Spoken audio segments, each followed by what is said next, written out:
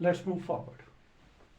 अब चलो दूसरी कंडीशन में देखेंगे और कब हो सकती है नॉन डिजक्शनिंग। मैंने आपको बताया किस पे होगी, किस पे होगी बेटा, एनाफेज सेकंड पे। तो अगर हम एनाफेज सेकंड की बात करेंगे तो मैंने आपको पहले बताया मेटाफेज सेकंड। मेटाफेज सेकंड में हुआ क्या, haploid number of chromosomes get aligned on equatorial line. तो अगर मैं दो सेल ले लूं यहाँ पे से, this is one cell and this is another cell, दो सेल्स मैंने ली और हमने बोला यहाँ पे सेंट्रियोल था और यहाँ पे हमारे पास क्या थी, स्पिंडल फाइबर्स, और हमारे पास यहाँ पे भी स्पिंडल फाइबर्स थी और यहाँ पे हमारे पास क्या था। अब मैंने आपको बताया कि हमारे पास haploid number of chromosomes get aligned on to the equatorial line, but with what, with double DNA. So this is chromosome 1 with double DNA, this is chromosome 2 with double DNA, और सो ऑन आप ले सकते हो chromosome 23 with double DNA. ठीक है बेटा, ऐसे आप यहां पे भी कर सकते हो। This is chromosome 1 with double DNA and this is chromosome 2 with double D, इसमें भी क्रोमोसोम 23 सो ऑन करके। ठीक है ना, तो ये हो गया हमारे पास haploid number of chromosome get aligned on to the equatorial line in metaphase second. ये मेटाफेज सेकंड की मैं बात कर रहा हूं। अब उसके बाद क्या होगा, after metaphase second this two cells will enter into the anaphase second. ये एनाफेज सेकंड में चली जाएंगी, लेकिन एनाफेज सेकंड में क्या होगा, there will be splitting of centromere. एक क्रोमोसोम से दो क्रोमोसोम बनेंगे। जैसे ये हमारे पास एक क्रोमोसोम है विद डबल डीएनए, अब इसके साथ क्या हो गया अटैच, स्पिंडल फाइबर। अब ये स्प्लिट कर रहा है इस सेंट्रोमियर को, और हमारे पास एक क्रोमोसोम से कितने क्रोमोसोम्स बनते हैं, दो क्रोमोसोम्स बनते हैं, और बीच में जो फाइबर्स बनते हैं उनको बोलते हैं इंटरजोनल फाइबर्स। सो दो क्रोमोसोम्स एक क्रोमोसोम से वजूद आ जाते हैं और हमारे पास कौन सी कंडीशन क्रिएट हो जाती है, डिप्लॉइड कंडीशन, फिर से सेल के अंदर क्रिएट, नॉर्मल जो मैं बात कर रहा हूँ। अब अगर हमारे पास एक सेल है, आप समझ, मैं ऊपर वाली सेल की बात कर रहा हूँ, नीचे वाली सेल में भी ऐसा हो सकता है, हो भी नहीं सकता। मैं एक सेल की बात कर रहा हूँ, यहाँ पे हमारे पास व्हाट है, सेंट्रियोल है, और ये समझ लो आप स्पिंडल फाइबर्स ने स्ट्रेचिंग की और उन्होंने क्या किया, एक क्रोमोसोम से उन्होंने कितने क्रोमोसोम बनाए बेटा, दो क्रोमोसोम बनाए, क्योंकि किसकी स्प्लिटिंग होगी, सेंट्रोमियर की स्प्लिटिंग होगी। तो हमने बोला कि क्रोमोसोम 1 स्प्लिट हो गया, इससे दो क्रोमोसोम्स बन गए, ठीक है ना, और बीच में अराइज हो गए इंटरजोनल फाइबर्स। हमने देखा नॉर्मली, ये तो नॉर्मल है, क्रोमोसोम 1 नॉर्मली सेग्रीगेट हो गया।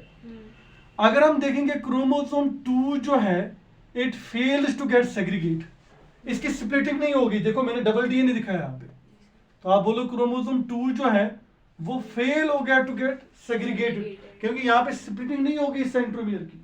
और दूसरे साइड हमने देखा क्रोमोसोम नंबर 2 जो है वो एब्सेंट हो गया, क्योंकि स्प्लिटिंग नहीं होगी। अब सो ऑन क्रोमोसोम 23 भी जो है वो अब उस तक क्या हो गए, नॉर्मली क्या हो गए, सेग्रीगेट हो गए। अब ये एक सेल अगर हम देखेंगे, अब दो सेल है यहाँ पे, क्योंकि दूसरी सेल भी है, दूसरी सेल आप नॉर्मल भी ले सकते हो, कोई कंडीशन प्रॉब्लम नहीं है। तो हमने क्या देखा कि हमारे पास साइटोकाइनेसिस भी बिगिन होगी। अब साइटोकाइनेसिस से हमारे पास क्या हो गए, हमारे पास एक सेल से वजूद में आ जाएंगे दो सेल। और साइटोकाइनेसिस सेकंड जो मैं बता रहा हूं, क्योंकि इसके बाद जो फेज होने वाला है, पहला कौन सा फेज है, वो टेलोफेज। और टेलोफेज में क्या होगा, there will be the reversal of the all this thing, जैसे रिवर्सल ऑफ प्रोफेज सेकंड होगा ये। इसमें क्या होगा, स्पिंडल फाइबर डिजेनरेट हो जाएंगे, डिसअपीयर हो जाएंगे, इंटरजोनल फाइबर डिजेनरेट हो जाएंगे, डिसअपीयर हो जाएंगे, और क्रोमोसोम जो है they will get convert into chromatin material, decondensation हो जाएगी। तो अगर हम इसी को ले जाएंगे किसमें, एनाफेज सेकंड में, तो हमने क्या देखा कि हमारे पास यहाँ पे जो क्रोमोसोम्स हैं, दिस इज क्रोमोसोम 1 है हमारे पास, और इसका सिंगल डीएनए यहाँ पे, और हमारे पास हमने यहाँ पे देखा क्रोमोसोम 2 है, लेकिन क्रोमोसोम 2 के पास हमारे पास डबल डीएनए है, क्योंकि सेग्रीगेट नहीं हुआ था, फेल हुआ टू गेट सेग्रीगेट। और क्रोमोसोम 23 जो हमारे पास है, इसकी क्या है, अब तो क्रोमोसोम 23 जो है हमारे पास जो है, हमारे पास single stranded DNA, sorry this chromosome है सिंगल क्रोमोसोम। और इस साइड हमने देखा कि क्रोमोसोम 1 हमारे पास ठीक तरह से है, क्रोमोसोम 1 हमारे पास बिल्कुल सिंगल है, और क्रोमोसोम 2 जो है वो एब्सेंट है। अब तो क्रोमोसोम 23 जो है वो नॉर्मल है, ठीक है बेटा। अब एनाफेज सेकंड में क्या होगा, there will be beginning of cytokinesis, तो यहाँ पे भी साइटोकाइनेस हो जाएगी। और जब साइटोकाइनेस होगी, ये चीज सारी मैंने आपको मियास में बताई थी, तो हमारे पास हो जाएगी साइटोकाइनेसिस सेकंड। और साइटोकाइनेसिस सेकंड में एक सेल से हमारे पास कितने सेल्स वजूद में आ जाएंगे? 2 सेल्स वजूद में आ जाएंगे। तो हमारे पास ऊपर वाली सेल के अंदर अगर हम देखेंगे डीएनए डबल हो गया, हमारे पास यहाँ पे 3 क्रोमोसोम्स है। क्रोमोसोम 1 है और क्रोमोसोम 2 की हमारे पास कितनी कॉपीज आती है बेटा? 2 कॉपीज आ जाती है क्रोमोसोम 2 की, हम बोलेंगे। और हमारे पास क्या है यहाँ पे? क्रोमोसोम 23। और यहाँ पे हमने देखा क्रोमोसोम 1 आ रहा है, 2 एब्सेंट है और अप टू क्रोमोसोम 23 प्रेजेंट है। तो यहाँ पे n+1 कंडीशन क्रिएट होगी, यहाँ पे n-1 कंडीशन क्रिएट होगी। This will be also called as aneuploidy. What is this condition called as? Aneuploidy. इसको हम अगेन बोल सकते हैं दिस इज एनीपोलाइडी, क्योंकि हमारे पास यहाँ पे जो क्रोमोसोम 2 है इसकी कितनी कॉपीज आती है? क्योंकि इसमें डबल डीएनए, इसकी 2 कॉपीज हमारे पास आ जाती है। सो n+1 n-1 कंडीशन फिर से क्रिएट होगी हमारे पास गेमेट्स के अंदर। और अगर यही गेमेट्स फ्यूज करेंगे एक नॉर्मल ओम के साथ, देन देयर विल बी, अगर ये वाला गेमेट फ्यूज हो गया, पॉइंट टू बी नोटेड, अगर मैं इस वाले गेमेट को उठाऊं तो इसके अंदर क्या है हमारे पास? n+1 condition, that is 23 + 1 is equal to 24 इसके अंदर है। ठीक है, अगर मैं इसको फ्यूज कराऊं एक नॉर्मल गेमेट के साथ, that is n is equal to 23 के साथ, and there will be the formation of zygote where 2n is equal to 47।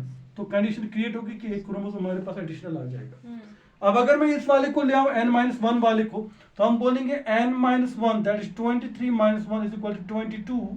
अब इस 22 वाले को मैं किसके साथ फ्यूज करूं? एक नॉर्मल ओम के साथ। समझ लो n इज इक्वल टू 23, तो हमारे पास कंडीशन हो जाएगी, जाइगोट बन जाएगा, that will be 2n is equal to 45।